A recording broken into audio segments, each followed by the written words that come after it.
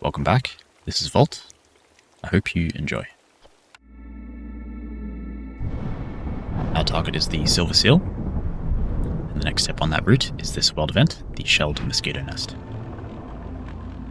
We can lure the mosquitoes away, losing 20 eggs for the rest of the cycle, to gain 5 seal fragments now, or we can hunt the young ones by winning with no orders and slower traders to gain 40 starting insects for the rest of the cycle and 4 embarkation points.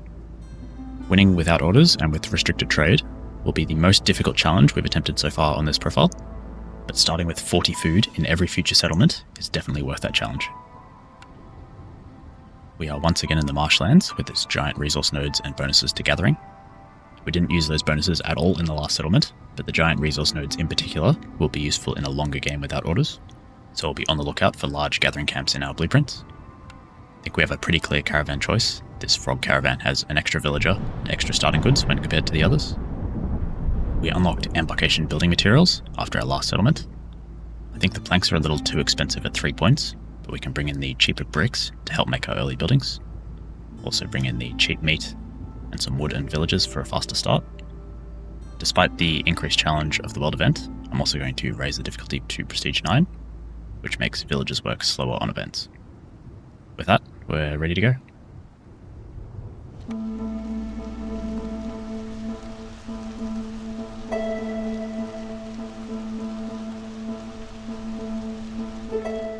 Our drizzle mystery is Strange Visions, which gives our villagers an extra chance to crit if they are housed. During the storm at Hostility 1, discovering a glade will decrease global resolve by 10 for 3 minutes, and villagers working in mines also get -10 to resolve. At Hostility 3, villagers without complex food and housing get a stacking penalty to their resolve, and at Hostility 5, villagers without complex food and services have a chance of perishing. The Prestige 9 effect causes scouts to work 33% slower on glade events. In our starting glade we have 3 overgrown stone nodes and 3 snake nests. We should have a little think about how the Shelled Mosquito Nest event affects our usual game plan. Firstly, the no orders part of the challenge means we're restricted on ways to gain extra parts and villages. The other major consequence of having no orders is far less free reputation points, meaning we get less early blueprint options and we need to gain more reputation points from resolve and from glade events. The more reputation we earn from resolve, the greater the resolve threshold is to actually earn reputation points in the first place, which means that we probably won't be able to get away with just buying service goods and clothing like we normally would. We need more robust production chains to keep resolve high over a sustained period. We can also put a greater emphasis on glade events, which means production chains for tools and other solutions to dangerous glade events will be a high priority. Then there's the 50% slower trader arrival speed effect. This on its own is not too consequential, because in most games we are calling out traders anyway, not waiting for them to arrive. But because this event makes us play a longer game, the impatience costs of calling traders can actually hurt us. It effectively reduces the amount of time that we have to win the game before the impatience bar fills up. So to reduce our need to call traders, we can try to do things like open dangerous glades when the trader is close to arriving, and also by ensuring we have a lot of goods to trade when the traders do arrive. So now that we have all that in mind, let's look at our first blueprints. The pantry is a good option for our majority frog population, and porridge is also probably the easiest complex food that we can produce in the early game. I think the provisioner is a little lower quality. It's usually a trade-focused building, which we're going to have to put a smaller reliance on this game. The weaver is a pretty good option. Fabric is probably the least useful building material recipe we can get, but it still is useful. And training gear does help solve some glade events, and is useful for 2 of our species. And the forester's hut has some usefulness. Being able to grow crystallized dew gives us a sustainable way to produce tools in the long term, which we can obviously use to open a lot of caches. But we would need farm fields for that, which are in small amounts on this map. I think it's very close between the pantry and the weaver. I don't think I can make the correct decision without having opened our dangerous glade first. And I think despite all the penalties we mentioned about calling traders this game, opening this dangerous glade to accelerate our settlement is still going to be our strongest option. We'll start with some very aggressive woodcutting in the drizzle with 3 woodcutter camps, as well as a rain collector. I strongly considered some other unique strategies, like triple gathering camps on the eggs and stone to take advantage of the Marshlands effects. I just think it's important that we do most of our woodcutting early, so that if we find some good nodes in the dangerous glade, then we can move off of woodcutting into that as soon as possible. I think the rain collector is also important, because we're potentially going to take the porridge blueprint, which consumes a lot of drizzle water. To take advantage of the Drizzle Forest mystery, we'll also scramble up a few houses using our starting bricks and wood.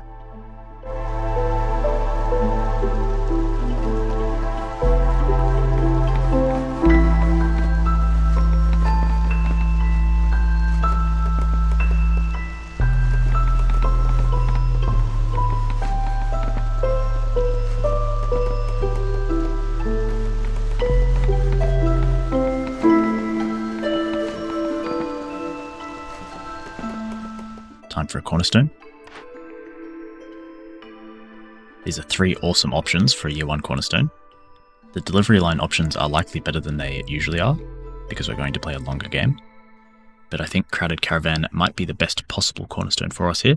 It synergizes with our Frog Firekeeper, and also makes up for our deficit of villagers due to the lack of orders.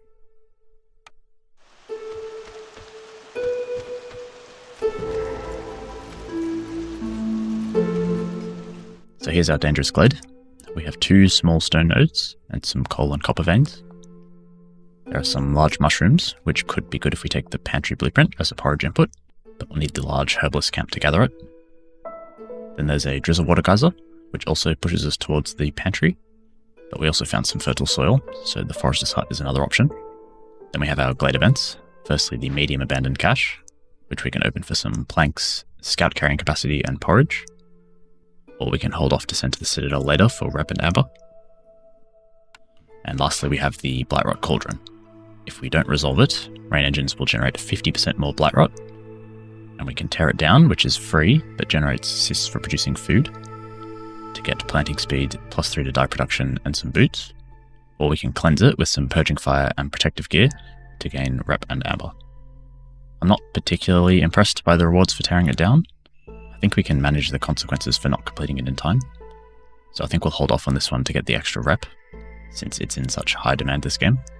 As for the cache, if we don't find a good plank blueprint, we may need to open this, but otherwise we should try to hold on to it as well for the rep. So I think with the large mushrooms and the drizzle water geyser, it's enough of a reason to take the pantry blueprint. Solving complex food is really our top priority right now. Well, the forester's hut came back. I'm still very open to the idea of using the farm fields to grow crystallized dew, so that's one good option. I think the ranch is a bit low quality. We don't really have inputs for it. It is a bit better in a long game, but just not really what we're looking for. The temple is actually a pretty good option. Assuming we do play a long game, it gives us a way to permanently reduce hostility, which is great. But we sort of need a good oil production chain for that, and without getting many early blueprints due to the lack of orders, I think it's a bit of a pipe dream. And the cooperage feels like more of a late game building, plus we already have the luxury goods recipe. I'm definitely happy to take the forester's hut, so let's go with that. Well, we did end up getting a good oil recipe, but without the temple I'm not that excited by it. The cookhouse addresses complex food, which I think we've already got sorted with the pantry. The stamping mill is an okay option. Bricks are generally good. We could use the flour in our pie recipe in the pantry, but we don't really use the copper bars given we're going to be growing crystallized dew. So I think the lumber mill is definitely the best option here. 3-star planks is exactly what we were looking for to jumpstart our settlement and get some early buildings done. Scrolls will be useful for keeping the harpies and bats around, and the trade goods recipe is also useful. Now we can really start putting together a game plan. The first step is to set up the crude workstation and start making fabric using our starting algae. We won't have enough algae for everything we need, so we'll also get a stonecutter camp going to grab the secondary algae yield. Once we have enough fabric, we'll build the lumber mill and start producing all the planks we need for our buildings.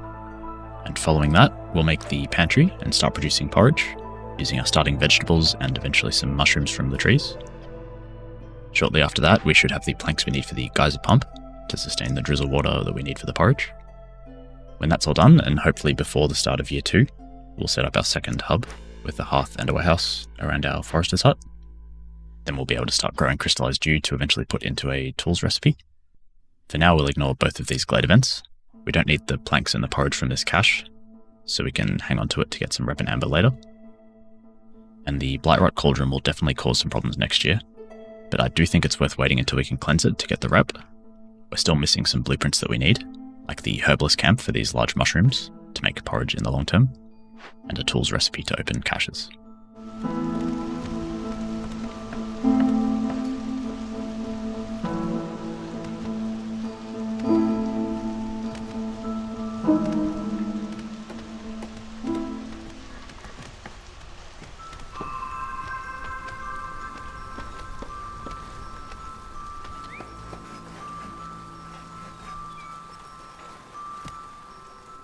All is going very smoothly so far, but we definitely have room for some more workers, so we have some newcomers to pick.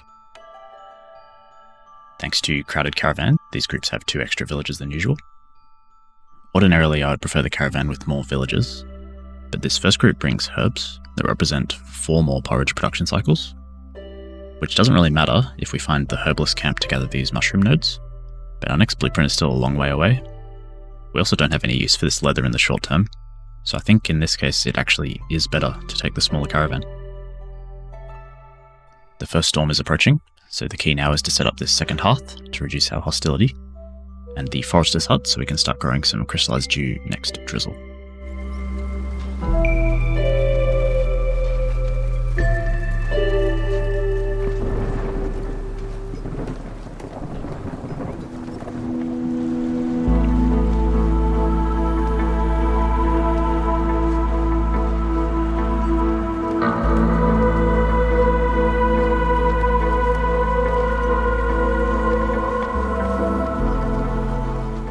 Second hub and farm setup, we've now done all we can with our starting blueprints. So the next step is to deal with this Blightrot Cauldron, not because we're worried about the threat, but because we need another reputation point to get another blueprint. We'll be able to use crystallized dew from the forester's hut to deal with it, but we will need some purging fire. So that's next on our list, once we have the building materials for the blight post.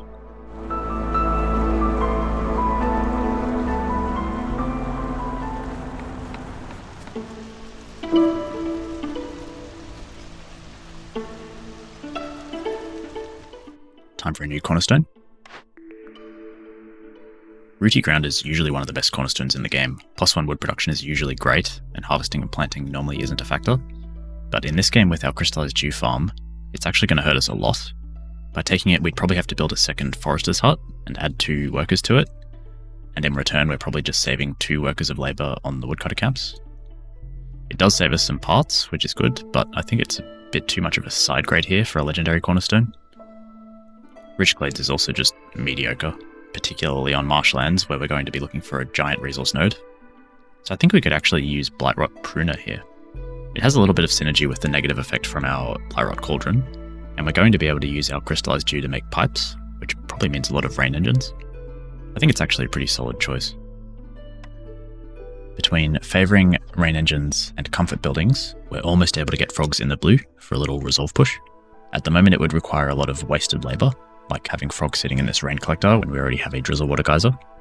But it's possible if we work on getting some more frog houses up that we could do a little resolve push in the clearance.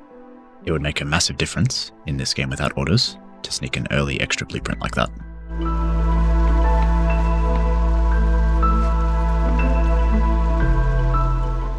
Some more newcomers are here. The 24 coal is pretty good, but this time we'll definitely take the caravan with the extra villagers. It also brings coal, and while these raw foods aren't useful for porridge, they will probably be useful for some other complex food down the line. So with all the extra population we have now, we can consider further upgrading our hearths, which will also contribute to pushing frogs resolve in the clearance.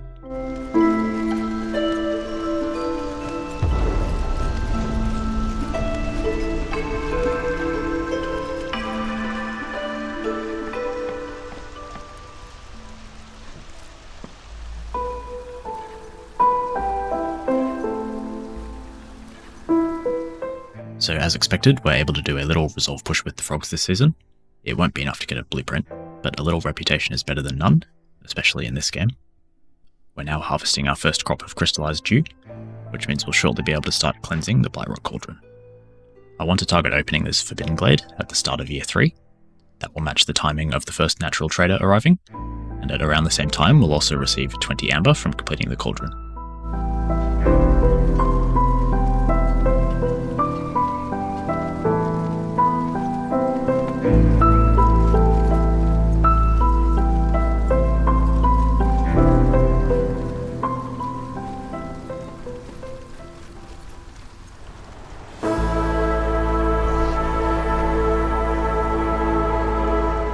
We have another group of newcomers. We have room in the hostility budget for either of these groups. We just don't really have jobs for them to do at the moment. I still think it's worth taking them though, because we'll be upgrading these hearths even further in the future, and we'll need more population for that. I definitely definitely prefer the caravan with more villagers, and we can use the reed to start making fabric to put into harpy houses. So that at least gives some of them a job to do. We're also starting to convert some of this crystallized dew into pipes, so that we can do some rain engines. And even though we aren't really playing a trade game, another thing our new villagers can do is set up this makeshift post and start making some packs of provisions. We've managed 2 years without calling any traders, which means we'll be able to call the traders fairly cheaply in the coming years, so it will definitely be worth building up a little amber stockpile.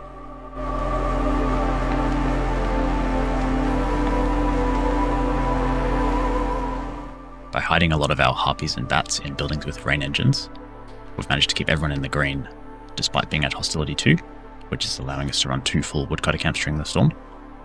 At the moment, all of our timings are lining up. Our cauldron will be done roughly at the end of the storm, and our trader will arrive early in the drizzle.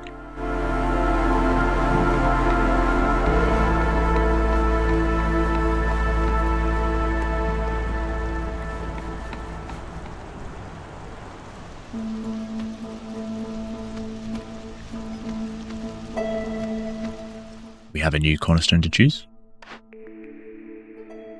This one's pretty interesting. I think cannibalism is clearly low quality. We haven't got any villagers dying or leaving anytime soon. I think Lost in the Wilds is useful. There will come a point where we open a lot of glades to look for abandoned caches to end the game. But I think we'll do that all in a hurry at the end, because the extra hostility from opening glades is going to make it harder to push our resolve. I think Obsidian Runestone is the best pick of these 3. We're extensively using rain engines and generating Blightrot, and we're also using our Blightrot to create eggs from our Blightrot pruner. We're already at the point where Blightrot will overwhelm the hearth this year, and we haven't even got to the clearance season where we're going to spawn 5 more cysts from the prestige difficulty. So Runestone is definitely better than the other 2 options, but declining I think might be a little bit better. Our trader is arriving shortly, and we're going to need some goods off of him to solve the Forbidden Glade event in all likelihood. And it's also possible that the trader brings us blueprints, which are in high demand. We are bringing in 30 amber from the cauldron, but I think 10 more is probably worth more than all of these cornerstones. With the cauldron complete, we also have a blueprint. And we found our herbalist camp. Excellent. This will probably be the pick, but it is worth waiting until we open the Forbidden Glade in case we get a giant node that uses the forager's camp. We certainly don't need the herb garden, and doubling up on complex food with the cookhouse doesn't seem as good as taking the larger camps. So the first priority this season is to open this Forbidden Glade. And with these harpy houses going up, we can also do a little harpy resolve push to earn our next blueprint.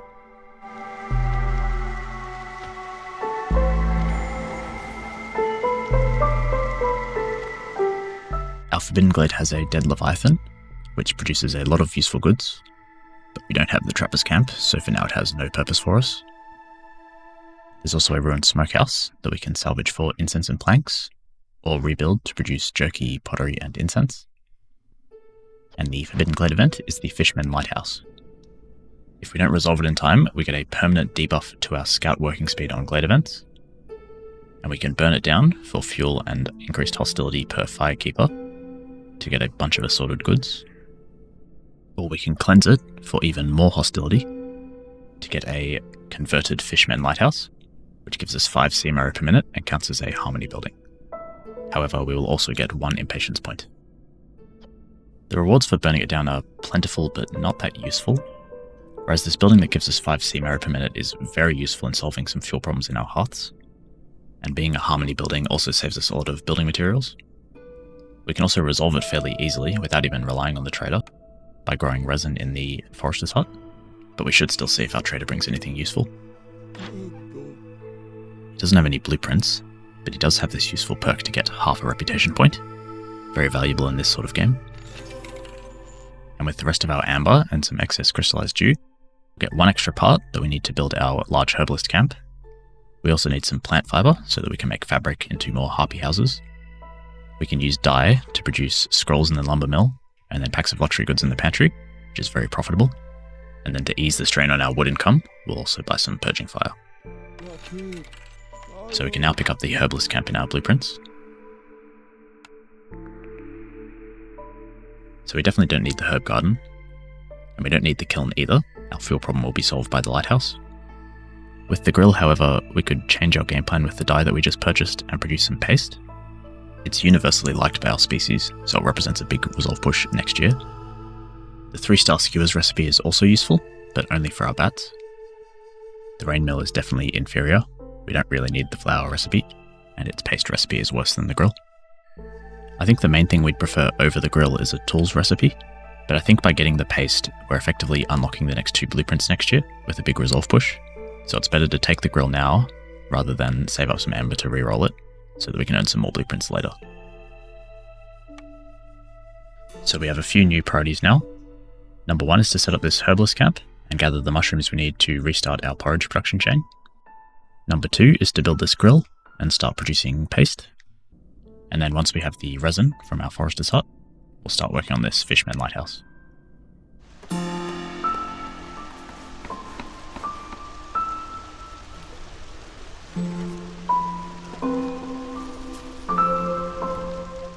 Another group of newcomers is here.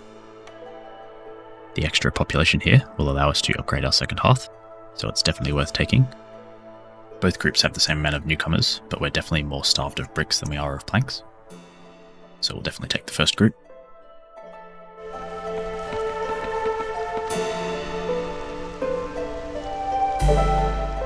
I think we have such a population excess that we can afford to open a few dangerous glades here just to look for reputation events to complete. The fastest way we can accelerate our game is to get these next 2 blueprint rewards and look for a tools recipe. It may cause some hostility problems in the storm to open up so many glades, but we have very good rainwater generation and a lot of rain engines, which we can leverage during the storm to keep our population from leaving.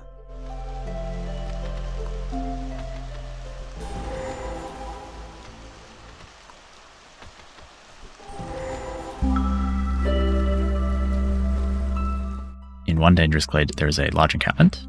Of course we don't really need new villages anymore, so we'll just send this to Citadel for some amber. There's also a ruined tea doctor. It's not ideal to find a service building in a glade, because we can't relocate it to a hearth to increase its level, but I still think we can get some use out of the treatment and religion, so we'll probably be rebuilding this. And then there is an altar of decay. If we don't resolve it, our Blightrot cysts will increase hostility during the storm, and we can tear it down at the cost of some hostility to get tablets and pie. We can perform the ritual at the cost of a villager to get a converted altar of decay, which reduces our hostility by 20 points every time a villager dies or leaves. We haven't had any die or leave yet, but obviously in the process of performing the ritual we would lose one. Then in our second dangerous glade, we have large stone and grain nodes. We have a ruined beanery, which we can salvage for some grain and pie, or we can rebuild to get the recipe for pickle goods and crystallized dew, as well as porridge, which we already have. So I think this one will be getting salvaged. And then we have a second altar of decay with the same threat. The teardown rewards are crystallized dew and tea this time, and the same converted altar of decay as the ritual reward. So we didn't really get what we bargained for in either of these glades. There's no reputation gaining events, but there's a fairly unique game plan that we can make around performing the ritual on both altars. Their hostility reducing effects stack, so just by completing both events will immediately reduce hostility by 80, but we have more ways than just that to sacrifice villagers. By the time the storm rolls around, we'll have unlocked our first Forsaken altar activation, and by using that we could sacrifice even more. Even if we could sacrifice 5 villagers over the course of the game, that would be minus 200 hostility, which would make getting reputation through resolve fairly trivial. It's not like we can't afford to lose villagers either. We have quite a big population surplus. So the only thing we have to do is figure out how we're going to solve these events. We're not quite going to get enough resin to solve both of them, but since we've been very conservative with calling traders this game, we can very cheaply call Vliss now, who will hopefully bring some solutions.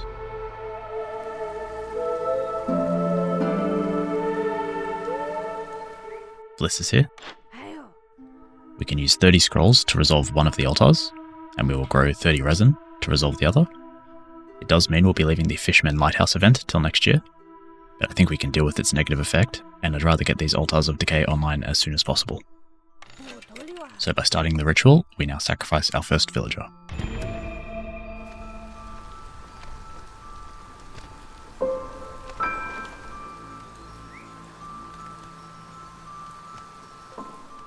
Now that our paste production is well underway, we've got a nice big resolve push going on for our frogs, which has earned us the Forsaken Altar activation for the storm.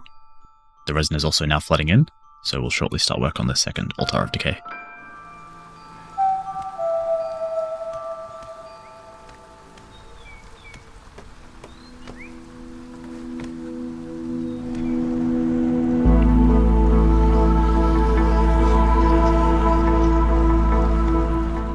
storm is here, and we can activate our Forsaken Altar. That is very unfortunate. We cannot afford the Citadel resources to pay for any of these cornerstones, so that strategy is out the window.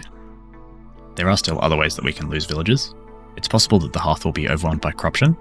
I think we have enough Purging Fire to deal with it, but if it is, it's not really a problem, because we'll lose 3 villages like that. And if it isn't, then I think we'll just favour the Harpies and let the Bats leave. I think 28 villages is going to be our sweet spot, so that we can keep both Hearths upgraded to level 2. So we'll just keep our hostility high, and allow our Bats to leave until we reach that number. We actually managed to bring in enough resin to start work on this Fisherman Lighthouse, thanks to our villagers producing extra yields. It seems like a good time to deal with this higher hostility, because we're not really worried about villagers leaving. But even so, we can manage this effect by removing our Firekeepers until they need to refill the Hearth. It's good to get this done as soon as possible so we can start getting the 5 CMR per minute. We can also start work on rebuilding this T-Doctor during the storm, so that it's ready for the Resolve push next year.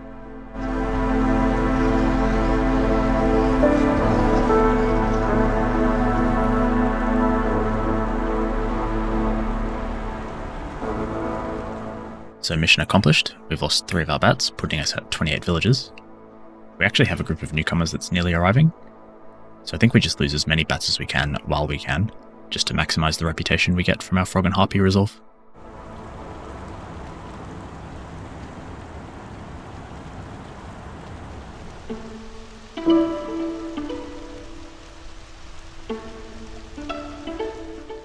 So it's now year 4 in this very unusual settlement, and we have a new cornerstone to choose. So it's obviously not Baptism of Fire. We shouldn't have any problem keeping hostility at 0 with our Altars of Decay. Rebellious Spirit is good now, but our impatience will drop very quickly shortly with all of our reputation gained from Resolve. So I think it's a great spot to take Family Gratitude. We're going to get heaps of points from Resolve this game, and at the very least we can use the water skins in packs of trade goods. And in the best case scenario, we might find a tea recipe that we can use for treatment in the T-Doctor.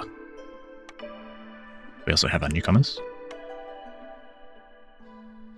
I think we'll just let all the Bats we take here leave.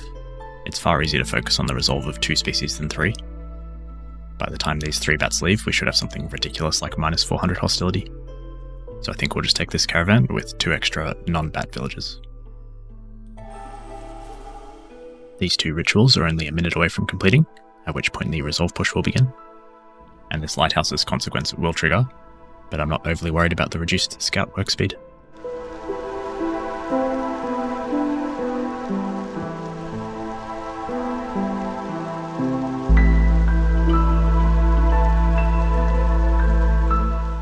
We now have our 2 converted Altars of Decay, dropping our hostility by 240 and counting, which has obviously pushed our Frogs and Harpies to the blue. I still think it's worth sacrificing these Bats, just so that we can more freely open glades and find caches and reputation events. We enter a blueprint from Resolve as well. I think we clearly take one of the 2 service buildings here. The Forum is a little better for our economy, but we're unable to produce Brawling or Luxury, whereas the Academy is better for our Resolve, with 3 ruins that we've salvaged, and we also have the ability to produce Education, so I think the Academy is a bit better here. We're going to be struggling for building materials for the Academy, so I think we should stop gathering these mushrooms. We've got a nice surplus now. And with the parts that we get back, we can start gathering this overgrown stone node that gives us the stone we need for bricks and the algae we need for fabric. There is finally a half-decent trade route to run. We can sell off our excess leather from chopping trees for the whole game. We do probably still need a bit of amber, just in case we need to re-roll some blueprints to look for the tools recipe.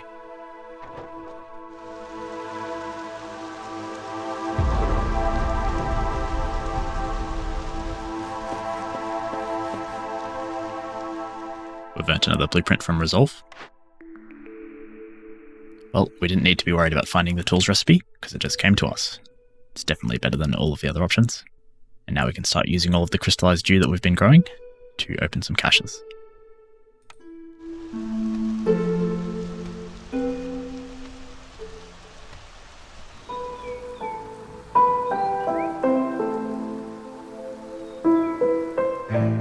With our incense running out, we're just unable to keep the frogs in the blue. But we have a little bit of amber to trade, so I've called Sotha. He has some amazing stuff. We can use the boots to boost our frog resolve temporarily, And we can buy some building materials as well to accelerate our carpenter and academy. And the dye ensures that we can keep making paste until the end of the game. There's also this excellent perk that would accelerate our production speed of tools. I just think that the goods he offers are too important and we don't have the amber to spare. The Fisherman Lighthouse is now active, getting us 5 sea marrow per minute. I think we'll save the sea marrow to burn later when we go to open our caches at the end of the game.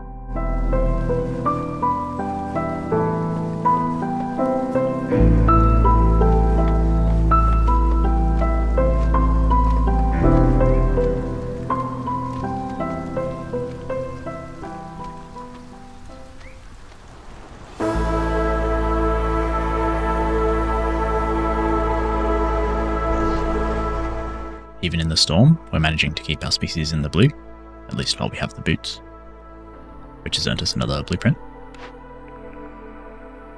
We're mainly looking for service goods now, so there is tea and wine, or incense and ale.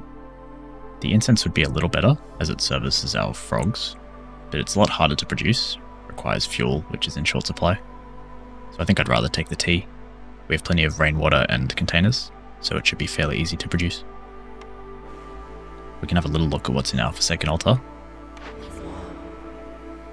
So we actually can afford to take the crystal cathode here. It doubles the effect of our rain engines, which is just insane. We do have newcomers arriving before the end of the storm, so I think if we get some bats in that group, we'll try and sacrifice them. We should definitely be able to set this alchemist hut up before the end of the season and start producing tea for our harpies.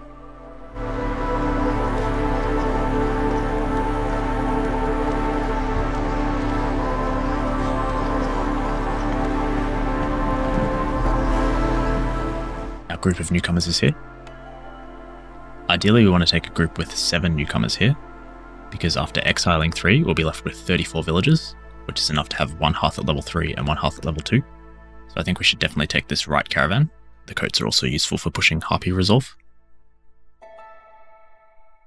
And now we can make our sacrifice. The frogs are getting a lot harder to please, so ideally we sacrifice 1 bat and 2 frogs to get our improved rain engines. Following that sacrifice, our hostility is now at minus 127, thanks to a massive minus 520 from our altars of decay. So we have heaps of room in our budget to start cracking open glades and looking for caches.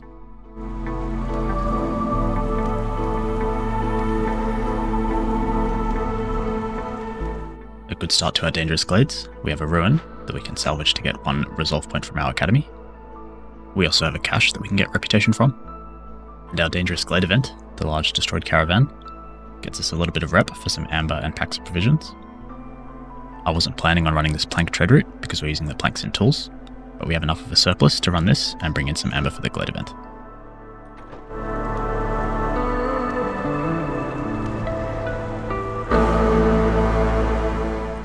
There's another large destroyed caravan in this dangerous glade, so we need 60 amber now to send both of these. I think it might be possible. We have enough tools now that we can start sending some of these caches, which bring in a lot of amber.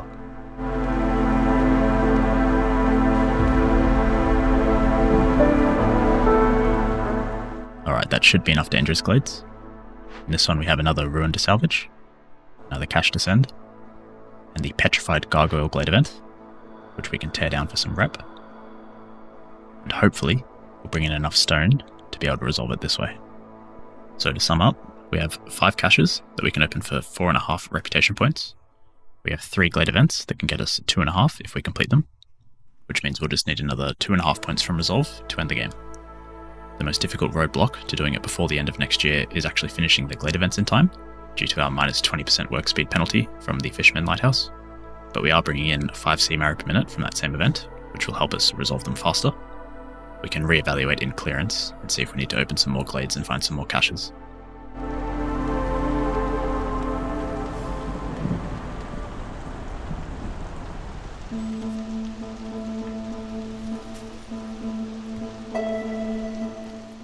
We have what will hopefully be our last yearly cornerstone.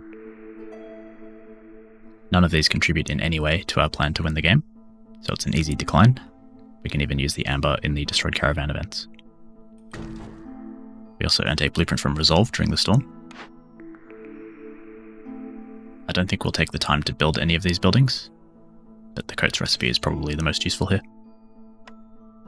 We've been converting some of our excess water skins from the Family Gratitude Cornerstone into packs of trade goods, and we've been rewarded with this amazing trade route for 20 amber. The impatience bar looks threatening, but with the rate we're gaining reputation, I think we can still afford to be calling some traders. Zorg isn't the best trader for our game plan, but he could still bring some complex food that is useful, and we still may be able to call one more trader after Zorg after completing our caches.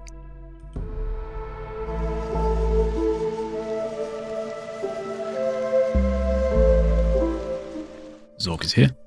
Hello.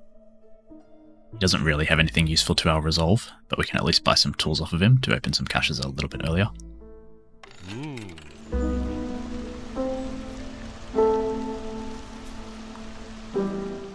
We have the stone that we need to start this petrified gargoyle event, but the other effect of tearing it down is that 2 villagers die, which would mean that we could no longer maintain the population required to have our hearths upgraded to their current level.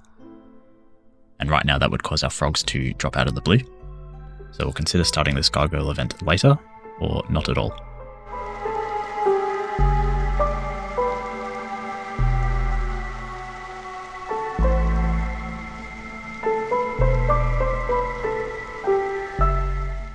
Trade routes are in, so we can now start working on our destroyed caravan events. The frog resolve threshold has jumped again, so we're no longer able to generate reputation from them. But what that does mean is since the harpies are so easy to please, we can afford to sacrifice our 2 villagers to start work on this petrified gargoyle event. Which means we'll be able to burn Sea Marrow to progress all 3 glade events and hopefully get them done before the end of the year.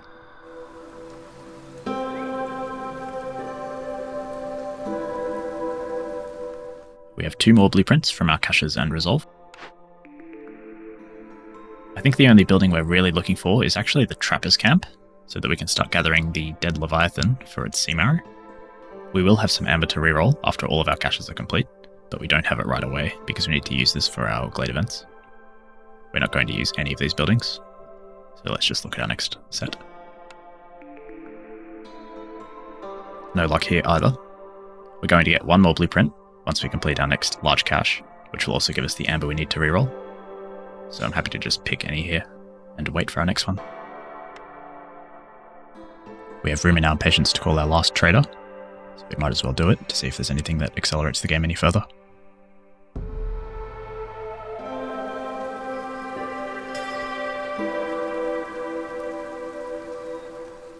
Sotha is here.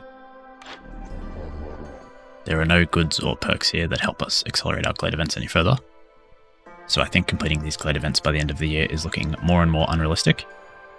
So we will cancel one of these destroyed caravans to get some trade goods back. And instead we will focus on getting everyone's resolve as high as possible, trying to win quickly that way. So we'll grab 3 sets of service goods and some coats for the harpies.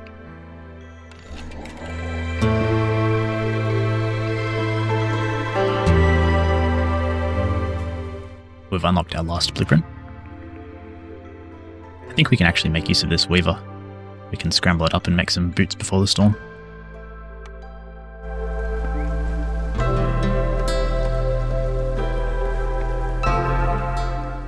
So mission accomplished so far. We're getting 1 reputation point per minute from our 2 species being in the blue, which means that even without our glade events, we shouldn't have any problems finishing the game before the end of the year.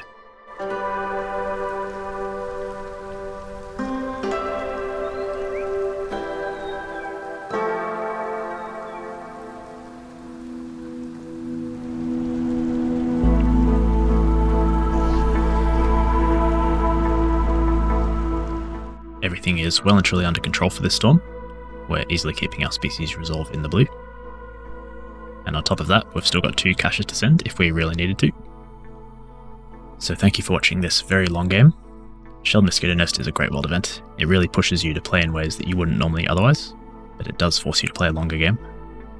The double Altar of Decay was a really cool find. I definitely did not expect this settlement to have minus 200 hostility in Year 5. Anyway, I hope you enjoyed the video, and I'll see you in the next one.